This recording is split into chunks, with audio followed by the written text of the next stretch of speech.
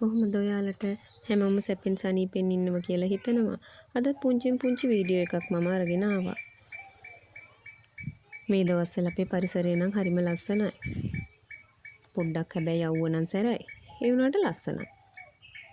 ඉතින් යාළුවනේ මම අද ඔයාලත් එක්ක බෙදා ගන්න ආවේ මම කොහොමද අපේ දරුවට අලුත් පන්තියට යන්න ඉස්කෝලේට අවශ්‍ය වන බඩු බාහිර ආදිය ගෙනාවේ කොහොමද කියලා ඔයාලත් එක්ක බෙදා ගන්න. මටත් ඉතින් මතකයි අපි ඉස්සර අලුත් පන්තියට යනකොට අපේ අම්මලා තාත්තලා අලුත් පොත් බෑග් පාට පැන්සල් පෙට්ටි ඕවා ගේනකොට හරි ආසයිනේ.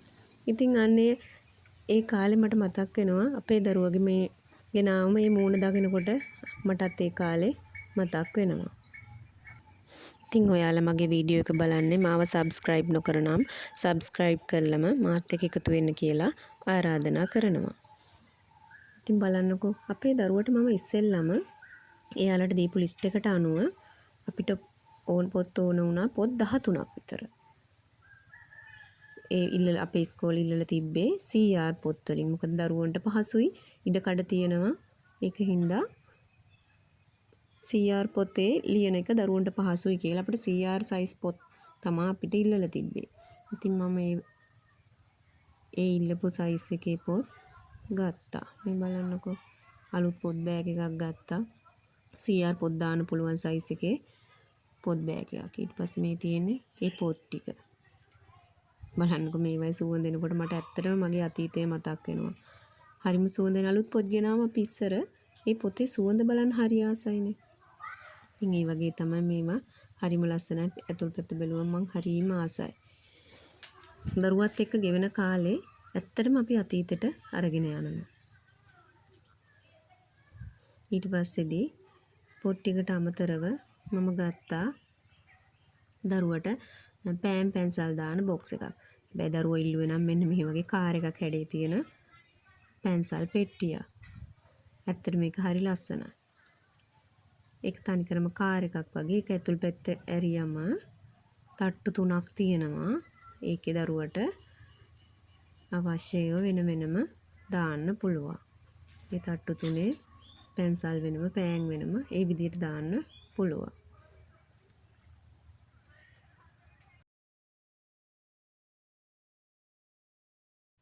ඊට පස්සේ මම මේ වගේ වතුර බෝතලයක් ගත්තා.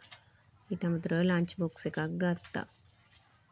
ලන්ච් බොක්ස් එකත් මට එළවලු වෙනමයි බත් කෑම වෙනම දාන්න පුළුවන් විදියට වෙන් කරපු එකක් තමයි මම ගත්තේ. ඊට පස්සේදී මම ගත්තා එයාට අවශ්‍ය වෙන එයා මගෙන් ඉල්ලුවා මාකර් පෙන් දෙකක්. එයාට ගෙදර වයිට් බෝඩ් එකක් තියෙනවා.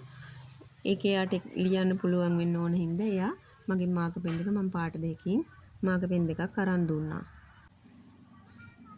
ඊට පස්සේ පැන්සල් මකන පාට පෑන් ඉරේසර් ඒ වගේම පොත්වලට කවර දාන්න අපේ ස්ටෙප්ලර් එක කැඩිලා තිබ්බා.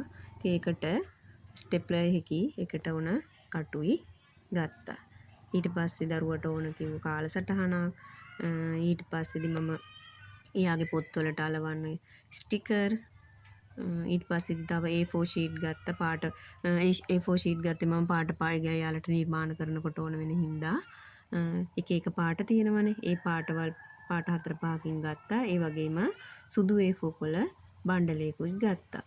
එතකොට මට ටිකක් කල් යනකම් ආයේ කඩේට ගිහිල්ලා කේකේව ඉල්ලන්න ඕනේ නැහැ. ඊට පස්සේදී ආයේ කවර දාන අපිට කියලා තිබ්බේ ලාකොළ පාටින් මම ඒකින් ලාකොළ පාට වර්නිෂ් කොළ ගත්තා. ඊට අමතරව ඉටි කොළ ගත්තා.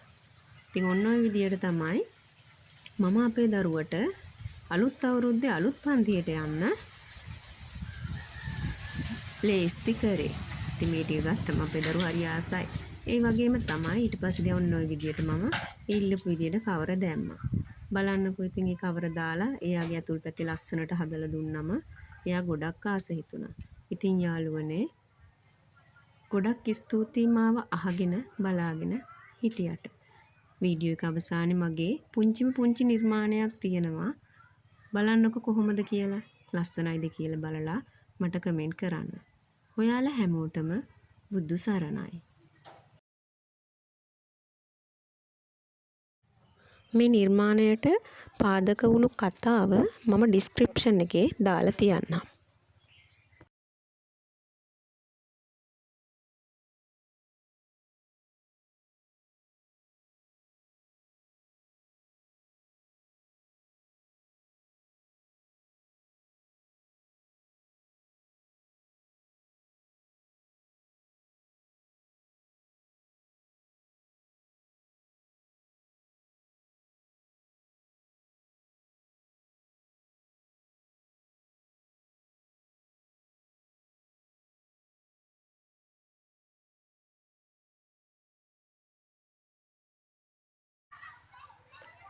පිනිදිය වැටුණත් බොල් තන පළසට සිසිලක් නෑ ගිනි මධ්‍යහනේ. වැහැරුණු අත්පා කඩතොළු නෙකසලු ඇන්දට නෑ හැඩරුව පෙනුනේ. උසුළු විසුළු මැද පියවර තැබුවට කකියන හදවත නෑ දුටුවේ. වූයෙමි බිරිඳක වැදුවෙමි දරුවන් එන මුදු අගුවක නිදියන්නේ. නොසොයමි කිසිවක් නොපතමි කිසිවක් පිහිටක් වනු බුදු පියාණනේ.